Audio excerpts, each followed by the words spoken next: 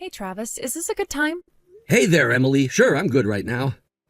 First off, I'm glad to hear you were released from the hospital. Thanks, it's great to be out. And you're coming back home tonight, right? Yep, I'm actually almost at the station already. That's great. Yeah, I should be getting there right on schedule at about 4:30. I'll come and pick you up. Thanks, Emily. Seriously though, collapsing on the job from overwork? That's just insane. When I heard that you were taken to the hospital in an ambulance from your office, I thought I was gonna have a heart attack. And that's not even your regular assignment. You were only transferred from the main office temporarily because the branch office was short-staffed. And here I am, your fiancé, unable to come and see you because you're so far away. I feel so bad I haven't been able to support you, Travis. You don't need to feel bad about anything, Emily. I'm sorry I made you so worried about me, but I'm fine now. I'll be going back to my regular duties at the main office next week, so I'll be able to relax and get back into the swing of things at my own pace. Plus, I think this experience has given me some great insights that the company can use going forward, related to creating a positive working environment. So when I think about it, there are actually plenty of silver linings to me being in the hospital. Oh, Travis, you're such an optimist. Oh, and by the way, there was something my dad wanted to ask you about. Yeah, what is it? He wants to know if you have some free time tomorrow? Yeah, I don't go back to work until next week, so tomorrow should be fine. Apparently there's something he wants to ask you to do before you go back to your regular job at the main office. Really? Any idea what it is? He said he'll give you all the details when he sees you tomorrow. He was planning on meeting up with you for lunch if that worked for you. Sure, that'll be fine. When should I head over there? Around 11:30 or so? Yeah, that sounds good. I'll let my dad know you're coming. Excuse me, I'm looking for Travis. Is this the correct number? Yep, that's me. I presume this is Ms. Butler, right? I'm actually on my lunch break right now, but is there something I can help you with? My understanding is that this is your very first day working at the main office after being assigned to a branch office, right?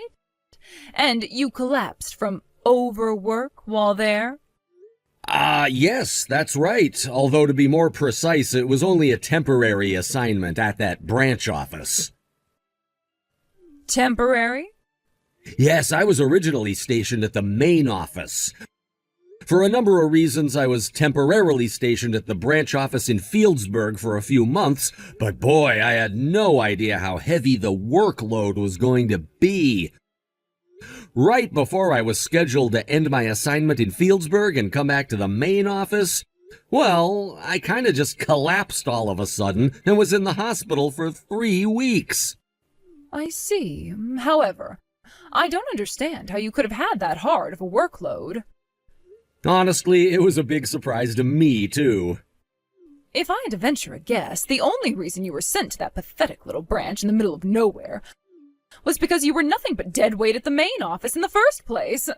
That's the only reasonable explanation. Only an incompetent slacker would be overworked in such an unimportant position. Of course, I suppose there's always the possibility that you simply faked your health scare in order to avoid having to do your job. No, I wasn't faking it. I was actually pretty sick. They wouldn't have kept me there for 3 weeks before releasing me if that weren't the case. In any case, it seems as though you managed to spend your entire morning simply going around and talking with the heads of each department. Do you really think someone in your low position has any need or reason to do that? I expect you to be doing your actual job in the afternoon. Hey, Travis. Well, it's been a few days. How's it going back at the main office? Are you getting along all right? Well, let's just say I had a less than pleasant encounter with a colleague. Ooh, that doesn't sound good. What happened? Do you know a female manager named Butler? Oh, yeah, I do. She got transferred to the main office from a local branch office around the same time you came back from the hospital. She's actually pretty well known around here for, well, a couple of reasons.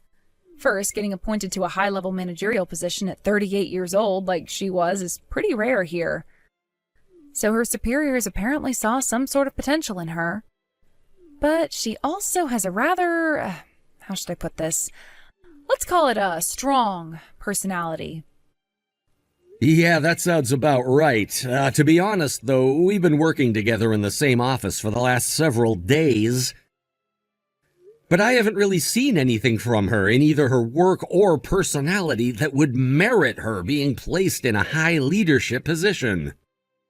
Really? What makes you say that? So, this is something that happened on my first day back. All I had planned for that day was making the rounds and speaking to the heads of all the departments in the morning, then straightening out my desk and getting things organized in the afternoon. But once I got back from my lunch break, there was this absolute mountain of papers stacked on my desk with a note on top saying, "Get these to me by the end of the day." I mean, really? I hadn't even had the time to turn on my computer yet, so this wasn't something that I was going to be able to get done that day at all.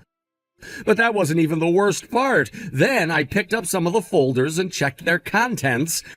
It looks like Butler had started working on a bunch of it, but they were full of spelling mistakes, grammatical errors, miscalculations. It was awful. Yikes, that's not good.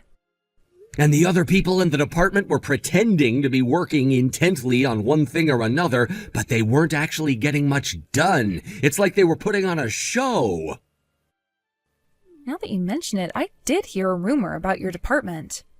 Apparently, when you walked into the office this morning, all the other people in the department started trembling. Everyone except for Butler, that is. I'd imagine that's because I did the unimaginable. The official narrative was that I had been sent over to the Fieldsburg branch as a form of unofficial punishment.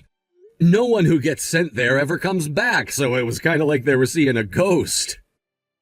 Yeah, or a zombie or something. And by the way, don't worry about those guys. I've got my eye on all of them. I even managed to get a couple of apologies out of them for what happened before.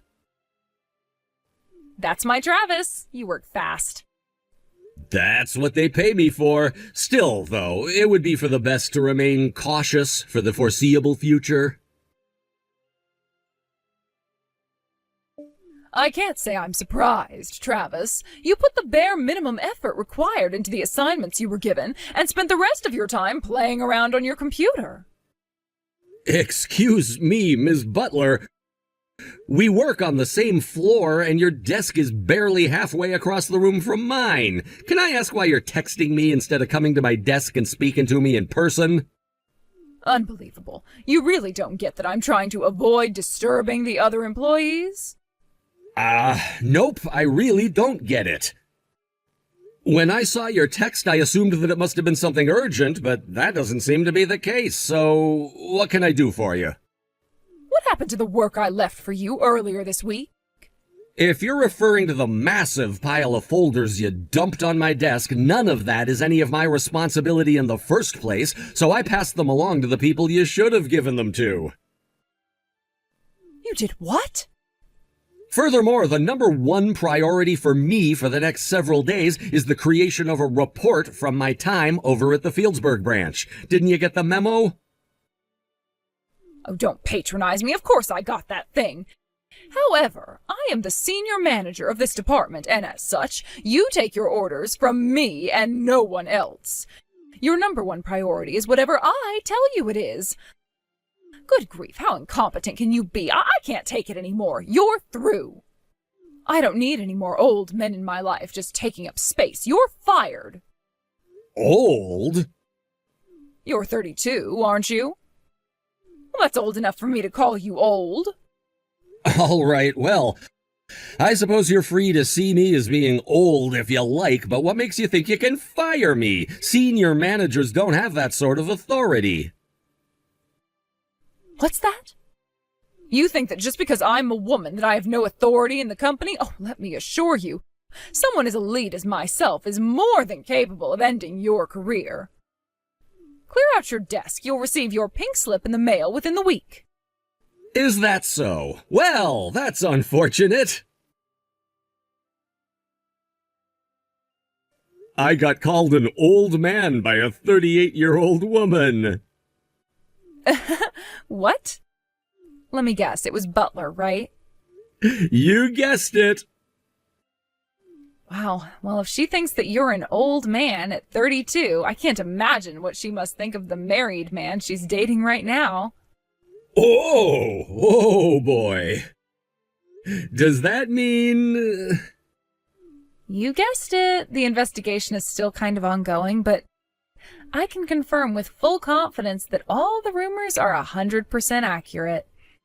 Well, looks like we have all we need. All that we need and more. Then I suppose it's time to make our move. Oh, this is getting really exciting. Travis, what's the meaning of this? You've got a lot of explaining to do. I told the HR director to process your termination, but when I opened an envelope sent to me from his desk today, I wasn't expecting your pink slip. It was mine? Why do you seem so surprised? The fact that you're texting me to complain about this right now would imply that you've at least seen the recent HR department announcement. Well, yes, I saw it, but it doesn't make any sense. Why are you the new head of the corporate HR department? I mean, what happened to the previous director? The same thing that's happening to you right now, Ms. Butler. He's been terminated. Terminated? I don't think I need to explain why a senior manager and former HR director having an extramarital affair together would lead to this outcome, Ms. Butler. Extra? I have no idea what you're talking about. Is that so? Well, regardless, we've been investigating the two of you. You can't be serious. It's bad enough that you personally sought out an affair with a married man, but to make matters far worse, the former HR director then used his position within the company to give professional favors to you, his mistress. I knew that's what this was all about. You think that a woman could never make it in the business world without sleeping with her boss. Ms. Butler, I've worked with, under, and above many talented women in my career, and after working with you for all this time, I can say with confidence that you are not one of them. You wouldn't know talent if it came up and slapped you in the face. You think I was promoted illicitly? Well, what about yourself? How did a low-level employee like yourself all of a sudden get promoted to HR director? Which one of your bosses are you sleeping with, I was an assistant director before, so I was already just one promotion away from the position. You were the assistant HR director at your age? I skipped college and started working right after high school, so I have a substantial leg up on people in my age group in years of experience. It also probably has something to do with the fact that I've been with this company since it was founded. You joined this company straight out of high school? Yep. My family's circumstances made it difficult for me to go to college, so I'd already planned on not going. With a bit of luck, I managed to earn the respect of the current company president, so he brought me into the company, and, well, the rest is history. Hold on just 1 minute.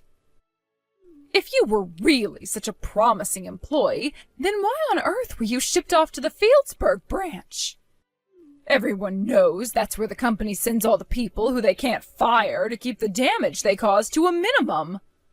Think about it, everyone calls it the graveyard branch. Once you go there, you never come back. They just wait for you to retire or quit, whichever comes first.